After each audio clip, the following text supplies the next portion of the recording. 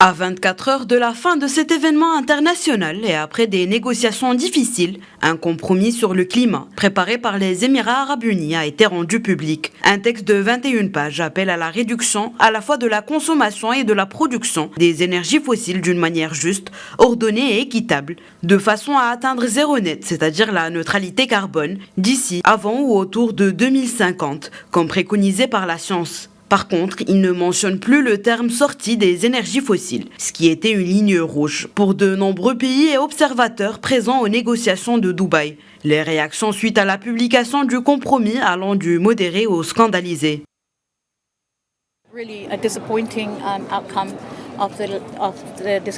C'est vraiment un résultat décevant après toutes les discussions. Il m'est très difficile de dire quelque chose parce que c'est difficile pour nous. Nous parcourons des milliers de kilomètres en tant que petites îles et nous avons ce texte qui ne reflète pas ce que nous essayons de dire.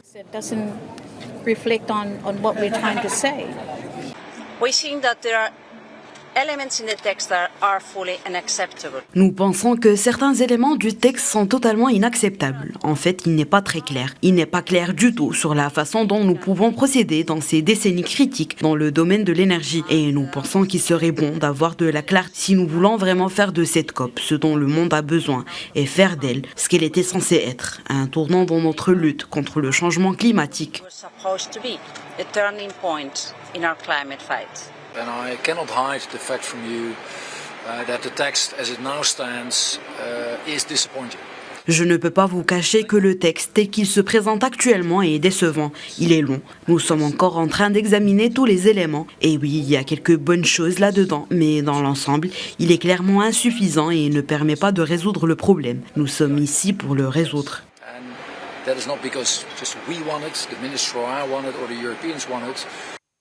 Le projet publié évoque également le nucléaire et les technologies de captage et de stockage du carbone exigées par les pays producteurs de pétrole et de gaz pour continuer à pomper des hydrocarbures afin d'améliorer les efforts pour substituer les énergies fossiles sans captage dans les systèmes énergétiques. Le texte reprend l'objectif de triplement des énergies renouvelables au niveau mondial et de doublement du rythme d'amélioration de l'efficacité énergétique d'ici 2030.